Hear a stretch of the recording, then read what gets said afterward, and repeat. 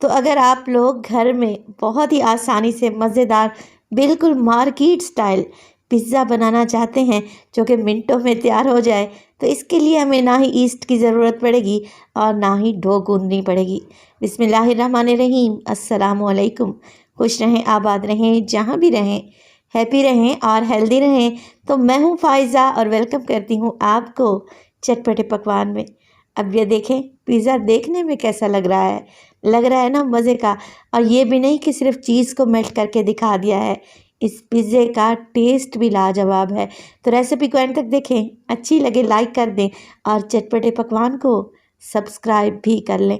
तो चलें फिर जल्दी से रेसिपी स्टार्ट कर लेते हैं।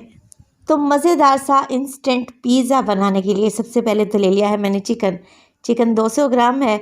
और देखिए बाइट साइज़ की बोटियों में मैंने इसकी कटिंग कर ली है।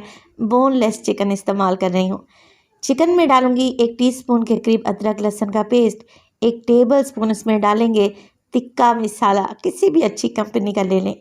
1 टेबलस्पून में डालूंगी इसमें सोया सॉस और 1 टेबलस्पून ही शामिल करूंगी इसमें सिरका। आप लोग लेमन जूस भी ले सकते हैं या फिर 2 से 3 टेबलस्पून दही का इस्तेमाल भी कर सकते हैं।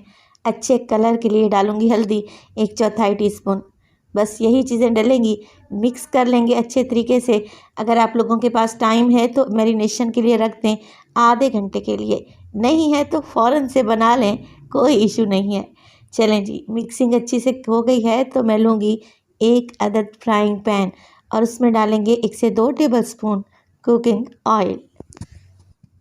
अब हमने जो चिकन मैरिनेट करके रखा हुआ था वो सारा ही हमने इसमें शामिल कर देना है।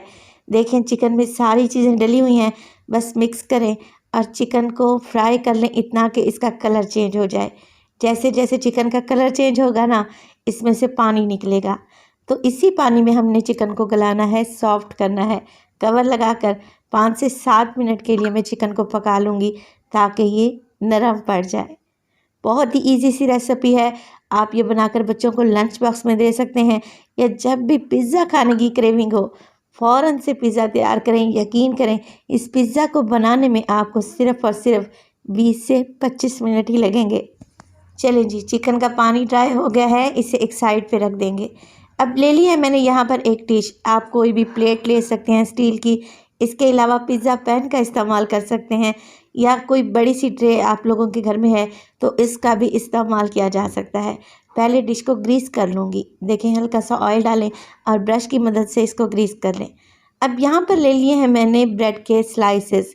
वाइट ब्रेड का इस्तेमाल कर रही हूँ, सैंडविच ब्रेड जो कि हर घर में अवेलेबल होती है। देखें ब्रेड के किनारों को काट लेंगे, चारों तरफ से हल्का हल्का सा ब्रेड को ट्रिम कर लें और ये किनारे आप लोगों ने वेस्ट नहीं करने। आप लोग इन्हें किसी चॉपर में डालें और मज़ेदार से ब्रेड क्रम्स बनाकर फ्रीज़ कर लें। तो इसी तरीके से 12 अदद ब्रेड को मैं काट कर तैयार कर लूँगी। तो एक लेयर देखें मैं लगा रही हूँ डिश में जो अभी हमने ग्रीस करके रखी हुई थी ना, उसमें ब्रेड की। तो 6 ब्रेड के स्लाइसेस आ गए हैं। आपकी डिश का जो साइज़ है उसी हिसाब से ब्रेड की कटिंग कर लें। अब देखें ब्रेड के ऊपर लगा रही हूँ मैं केचप।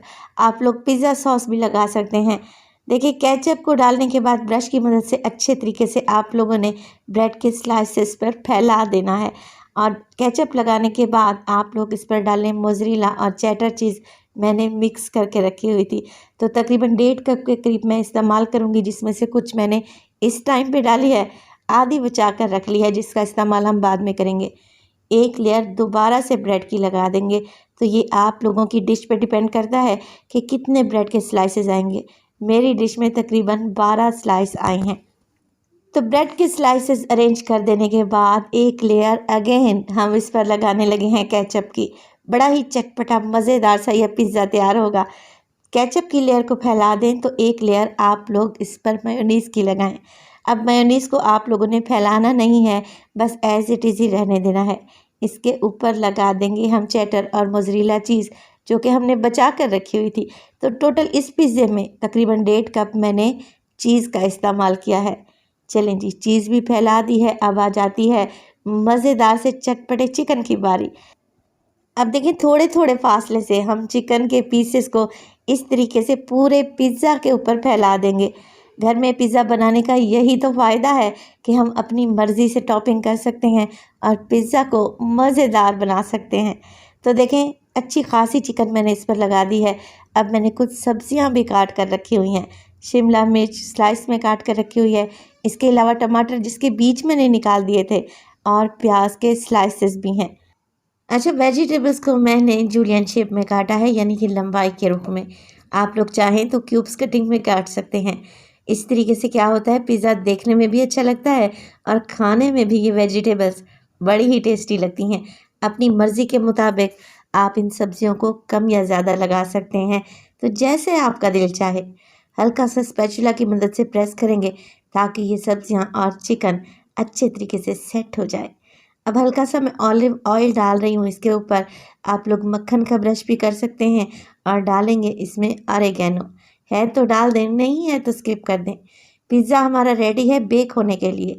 तो मैं 180 डिग्री पर इसे बेक करूँगी तकरीबन 10 से 12 मिनट के लिए, जो कि मैंने प्री हीट करके रखा हुआ था 10 मिनट पहले। ऊपर और नीचे दोनों रॉड ऑन किए थे।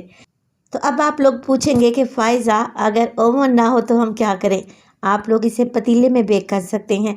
इसके अलावा माइक्रोवेव में भी आप इस मज़ेदार पिज़्ज़े को बना सकते हैं।